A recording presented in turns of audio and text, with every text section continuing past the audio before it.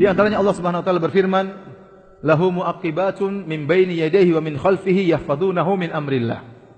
Sungguhnya ada malaikat-malaikat mu'aqibat yang ada di hadapan dia dan di belakang dia menjaga dia dengan izin Allah Subhanahu wa taala. Allah kirimkan malaikat untuk menjaga dia dari hal-hal yang bisa ya membuat dia binasa, membuat dia celaka misalnya ya. Mungkin antum pernah lihat ada klip di media sosial, ada seorang anak di pinggir jalan, kemudian tiba-tiba semut datang menyerang kakinya. Dia berusaha bertahan di situ tapi semut semakin banyak, maka dia pun pindah. Baru saja dia beranjak, tiba-tiba ada bis yang kemudian nyasar nabrak di posisi dia tadi berdiri. Itu Allah kirim semut tersebut supaya dia bisa terhindar ya. Dan itu bukan suatu yang kebetulan. Itu dan kita sering mengalami dan tidak mungkin kita ceritakan.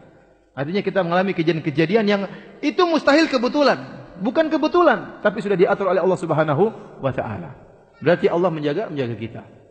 Oleh karena seorang berusaha menjaga Allah Subhanahu wa taala, Allah akan jaga dunianya. Di antaranya Allah akan jaga kesehatannya, Allah akan jaga akalnya.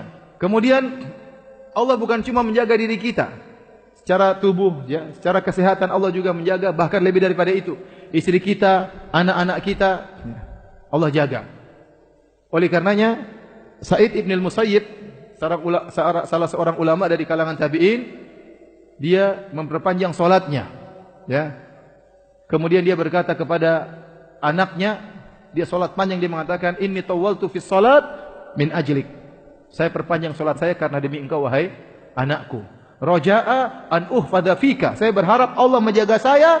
Di antara konsekuensi Allah menjaga saya, Allah menjaga kamu sebagai anakku. Jadi kalau Allah menjaga seorang hamba, bukan cuma sang hamba yang Allah jaga, bahkan istrinya, keluarganya, anak-anaknya juga dijaga oleh Allah Subhanahu wa taala. Hartanya juga dijaga oleh Allah Subhanahu wa taala. Dan tidak ada dalil yang paling kuat tentang ini seperti dalil dalam surat Al-Kahfi tentang kisah Nabi Khadir dan Nabi Musa alaihi wasallam tatkala mereka datang di suatu tempat minta dijamu. Ya.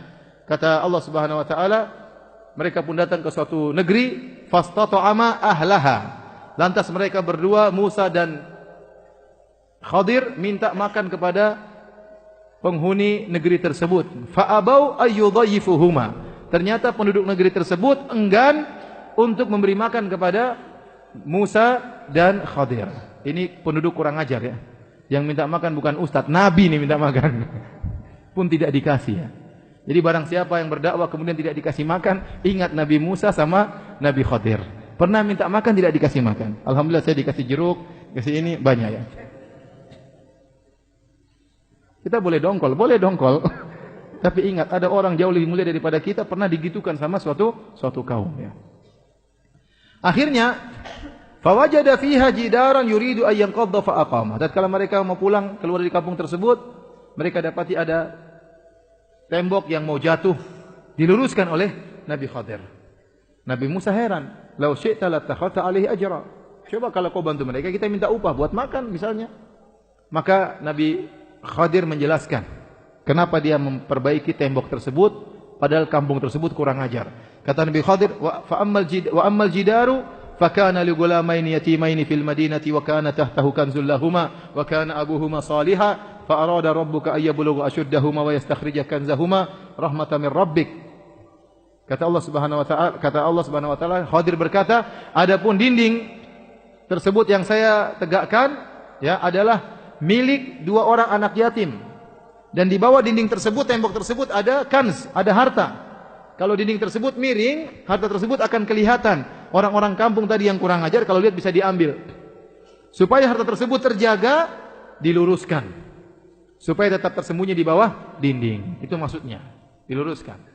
Sampai nanti dua anak yatim ini dewasa, nanti mereka yang menemukan harta tersebut. Jadi Allah jaga anak yatim tersebut, bahkan Allah jaga harta mereka berdua. Kenapa? Ilahnya apa? Sebabnya apa? Kata Khadir, wa kana abuhuma ṣāliḥan.